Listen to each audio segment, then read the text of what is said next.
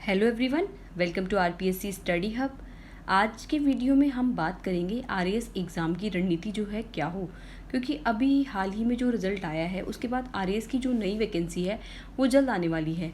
तो उसी को लेकर हम बात करेंगे आज की आरएएस की एग्ज़ाम की जो रणनीति है, यानी अपकमिंग जो एग्ज़ाम है उसमें हम प्री मेंस और इंटरव्यू जो है उसको कैसे क्रैक करें, यानी आरएएस में जो हम कैसे सेलेक्ट हो, साथ ही आरएएस की तैयारी कैसे करें, कौन कौन सी जो बुक्स हैं वो हम पढ़ें, और बुक्स भी जो है तो पढ़ने का तरीका क्या हो, किस तरह से नोट्स बनाए जाएं या नहीं बनाए जाएं, और साथ में सिलेक्शन के लिए कंप्लीट जो जानकारी है वो इस वीडियो में बताई गई है। और ये जानकारी जो है वो आरएएस 2018 में जो 66 रैंक होल्डर है चारुल गुप्ता, उनके द्वारा बताई जा रही है।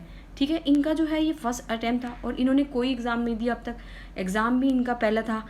और जो ये है ग्रेजुएशन के बाद, यानी सेकेंड ईयर से इन्होंने तैयारी शुरू कर दी थी और ग्रेजुएशन के 1 साल बाद तक इन्होंने तैयारी करी, और उसके बाद जो है फर्स्ट अटैम्प्ट में जो है इन्होंने 66 यानी 66वीं रैंक हासिल करी है चारुल गुप्ता ने।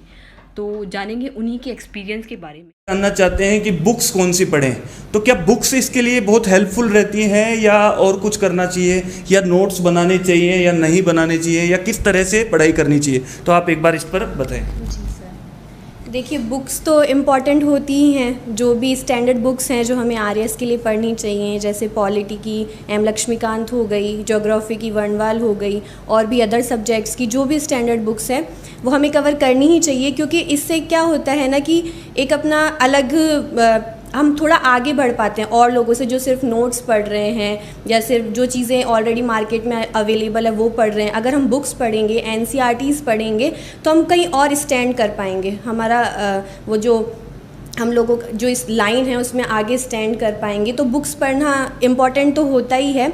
आप बुक्स पढ़िए, उनसे अपने नोट्स बनाइए, एनसीईआरटीज़ पढ़िए, आप देखिए कि कौन कौन सा फैक्ट्स आपका छूट रहा है उसको कवर कीजिए। तो बुक्स तो पढ़ना इम्पॉर्टेंट होता ही है। कि आपने तैयारी हिंदी मीडियम से की या इंग्लिश मीडियम से? मेरा जो मीडियम रहा है वो स्टार्टिंग से स्कूल से हिंदी मीडियम रहा है, और जैसे अपनी लोकल लैंग्वेज है हिंदी में मैं ज़्यादा कंफर्टेबल महसूस करती हूँ, अपने आप को ज़्यादा प्रेजेंट कर पाती हूँ, तो मेरा तो हिंदी मीडियम रहा है। इसमें ऐसा रहता है कि हिंदी से ही कर पाएंगे लोग या इंग्लिश वाले नहीं कर सकते आरएएस? ऐसा कुछ है? ऐसा कुछ नहीं है। आपका मीडियम ज़्यादा मैटर नहीं करता, आप वहाँ क्या लिखते हैं, क्या प्रेजेंट करते हैं, वो ज़्यादा मैटर करता है। मतलब कितने घंटे आप डेली पढ़ती थी? देखिए, ये सबकी अलग अलग कैपेसिटी होती है कि आप कितना पढ़ते हैं। अगर आप 10 से 12 घंटे पढ़ पा रहे हैं, 8 से 7 घंटे पढ़ पा रहे हैं, तो वो मोर देन इनफ है। लेकिन किसी के साथ ऐसा होता है कि कोई 14 घंटे पढ़ रहा है और फिर पूरा एग्जॉस्ट हो जाता है, तो वो माइंड के लिए भी अच्छा नहीं होता। हमें बार बार में ब्रेक लेना पड़ता है ताकि हम फ्रेश माइंड से स्टार्ट कर सके। तो 8-10 घंटे की पढ़ाई एक दिन के लिए सफिशिएंट होती है। अगर आप एनसीईआरटी पढ़ रहे हैं तो वो अच्छा ही है, आपका कुछ नेगेटिव इफेक्ट तो उससे होना नहीं है। अगर आपके पास सफिशिएंट टाइम है तो आप आराम से एनसीईआरटीज़ पढ़िए, क्योंकि वो आपका बेसिक कवर करती हैं। अगर आपका बेसिक स्ट्रांग होगा तो आप ज़्यादा अच्छे से अपने आप को रिप्रेजेंट कर पाएंगे। और अगर आपके पास टाइम कम है तो आप नोट्स पे भी वेरी कर सकते हैं। जी, कोचिंग के नोट्स बहुत है क्या? जी, कोचिंग नोट्स प्रोवाइड करवाते हैं ताकि हमारा जो बेसिक है या जो गाइडेंस हमें प्रोवाइड करवाते हैं, ये पता चल जाता है कि हमें क्या पढ़ना है, क्या छोड़ना है। करंट अफेयर्स कहाँ से? राजस्थान का जो एग्ज़ाम है उसके लिए करंट अफेयर्स प्री के लिए तो बहुत ही ज़्यादा इम्पॉर्टेंट हो जाता है। लगभग 20 से 25 क्वेश्चंस करंट अफेयर्स के आते हैं। तो मैंने तो जो फॉलो किया, आप वैसे कोई सी भी मंथली जो मैगजीन्स है वो फॉलो कर सकते हैं, सब लोग सब कवर करते हैं। जैसे मैंने तो क्रोनोलॉजी, एक 10-20 रुपए की पतली सी बुक आती है, उसको आप इजीली कवर कर सकते हैं। उसमें सारे फैक्ट्स वगैरह सब आते हैं। और बेसिकली जो राजस्थान की है उसके लिए मैंने मूमल को रेफ़र किया था। क्या डिफरेंस है? नेगेटिविटी को कैसे क्या करेंगे? नेगेटिविटी तो आती है, ये बात सही है, क्योंकि एग्जाम का नोटिफिकेशन नहीं आता है और फिर एग्जाम के टेस्ट देते हैं तो भी नेगेटिविटी आती है, तैयारी नहीं हो रही है, तो क्या करें इसके लिए?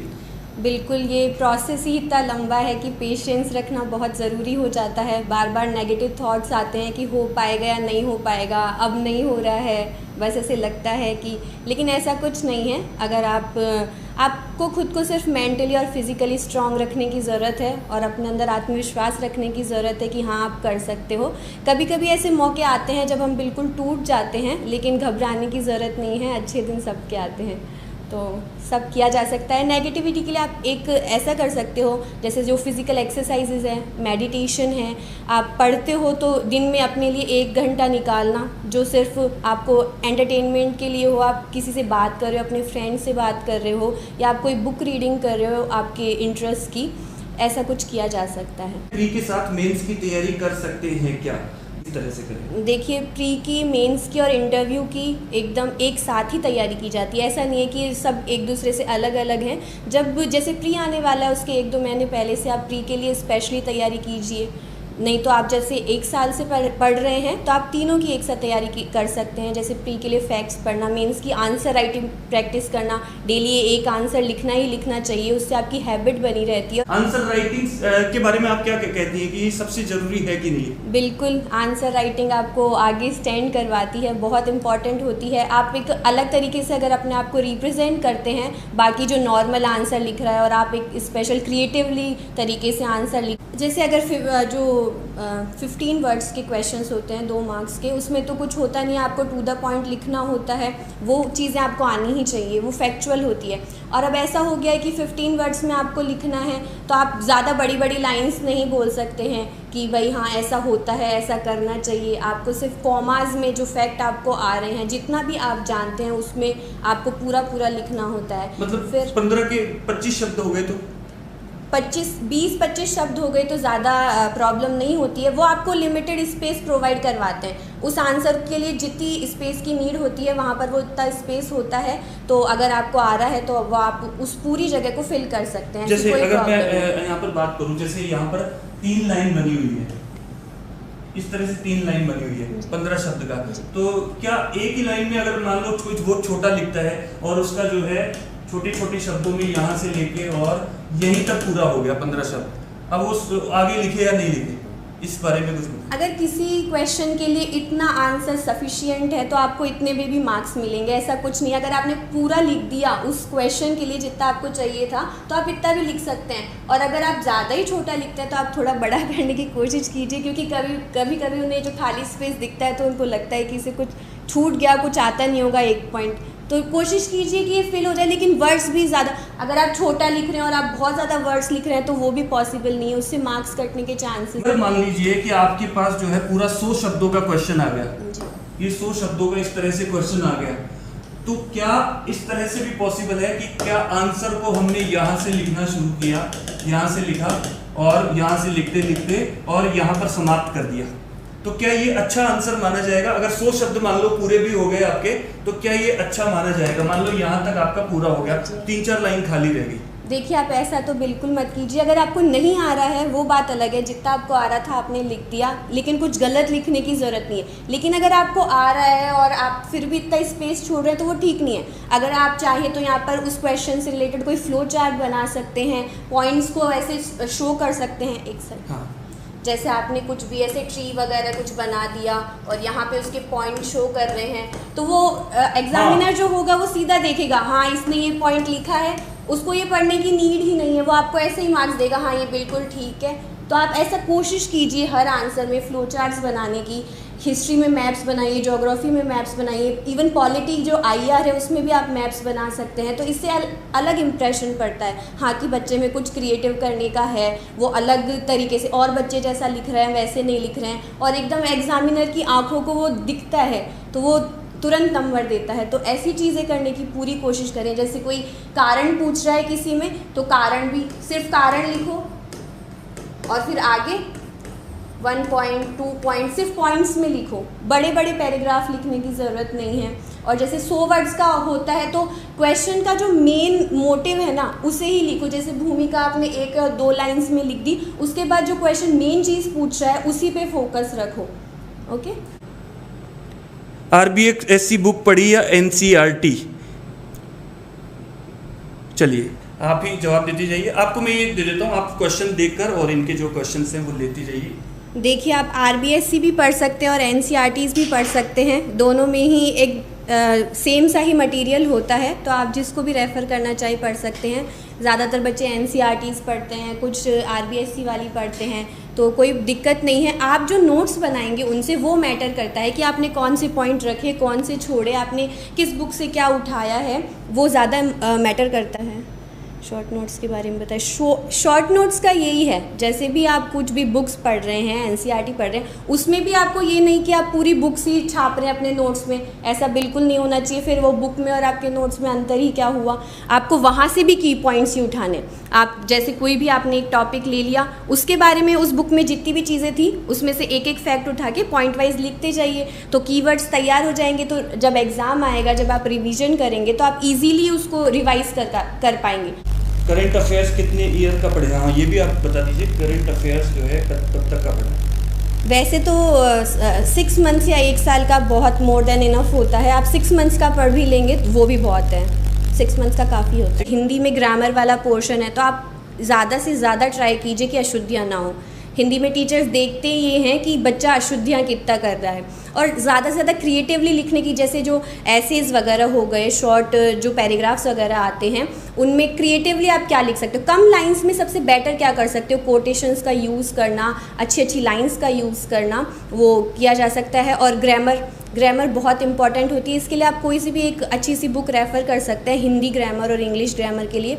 और जो इंग्लिश का जो ऐसे वाला पार्ट है, उसके लिए भी आपको, अगर आपकी इंग्लिश कमज़ोर है तो आप ज़्यादा से ज़्यादा इंग्लिश न्यूज़पेपर रीड कीजिए ताकि वो थोड़ा बेटर हो। इंग्लिश के वीडियोस देखिए, कोई भी इंटरव्यूज़ इंग्लिश में आ रहे हैं वो देखिए। जी बिल्कुल, इंटरव्यू एक पर्सनैलिटी टेस्ट होता है कि आप एग्जैक्ट में हो क्या, आपका कैसा पर्सनैलिटी है, आपका कॉन्फिडेंस लेवल कैसा है, आप कैसे मैटर को आप कैसे देखते हो, आप पॉजिटिव हो या नहीं हो, आप में इमोशनल इंटेलिजेंस है या नहीं है। ये सारी चीज़ें ही एक इंटरव्यू का हिस्सा होता है। और ये चीज़ें ऐसा नहीं होता है कि 1-2 महीने में ही तैयार की जा सकती है, ये आपकी पूरी जर्नी का पार्ट होती हैं। आपने कैसे नेगेटिविटी को हैंडल किया, आपने कैसे उस प्रेशर को हैंडल किया जो सोसाइटी बना रही थी जब आप आरएस की प्रिपरेशन कर रहे थे, तो ये उसी टाइम से डेवलप होने लग जाती है। और आप में कॉन्फिडेंस होना बहुत ज़रूरी है। जो मेंबर्स होते हैं आरपीएससी में, वो यही देखते हैं कि घबराते तो नहीं है ना, इनमें कॉन्फिडेंस है ना, ये सिचुएशन, अगर कोई टफ सिचुएशन आएगी तो उसको किस तरीके से हैंडल करेंगे। आपसे किस तरह के क्वेश्चंस पूछे गए? जी, जो बेसिक अपना बैकग्राउंड होता है उसी से क्वेश्चन किए जाते हैं। जैसा मेरा इकोनॉमिक्स और कॉमर्स का बैकग्राउंड था, तो मेनली क्वेश्चन उसी से थे। और जो राजस्थान जीके हैं वो बहुत इंपॉर्टेंट होती है। अगर हम राजस्थान में बैठे हैं और रहते हैं और राजस्थान के बारे में हमें पता नहीं है, तो वो हमारा वीक पॉइंट बन सकता है। तो राजस्थान के बारे में ज़्यादा से ज़्यादा नॉलेज हो, जो करंट में चल रहा है वो बहुत अच्छे तरीके से आपको पता होना चाहिए। तो मेनली इन चीज़ों पे फोकस रहता है। आप कहाँ के रहने वाले हो, आपने क्या क्या किया है, उसका आपको बहुत अच्छे से पता होना चाहिए। बार पढ़ता हूँ लेकिन याद ही नहीं होता, भूल जाता हूँ, इसका क्या इलाज करूँ? इसका क्या करें कि बार बार भूल जाते हैं? ये प्रॉब्लम बहुत आती है कि जैसे राजस्थान में भी बहुत कुछ याद करना है, लक्ष्य को लेके बैठ गए, सिक्के याद किए तो सभ्यताएं भूल गए, फिर हिस्ट्री में गए तो सब कुछ ही भूल गए। ठीक है, ये बहुत कुछ होता है। इसी तरह से फिर जो हिस्ट्री बंद करके फिर जब साइंस में जाते हैं तो वो तो बिल्कुल ही, मतलब क्या करें इन सब के लिए? इसके लिए आप अपना एक टाइम टेबल बनाइए। जैसे आपने अभी हिस्ट्री का आप एक दिन में 2 सब्जेक्ट कवर करना चाहें, अगर आपका इंटरेस्ट हो कि आप एक से बोर हो गए हैं तो आप एक दिन में 2 सब्जेक्ट लेते हैं, तो आप उस तरीके से प्रिपेयर करें। और आप ऐसे टाइम टेबल बनाइए कि मैंने इतना पोर्शन किया और मेरे को इसको रिवाइज़ कब करना है, क्योंकि रिवीजन के बिना आप बार बार उसको भूलेंगे ही भूलेंगे। आपको 20-30 जितनी भी बार आपको टाइम मिला, आपको उसको रिवाइज करना ही।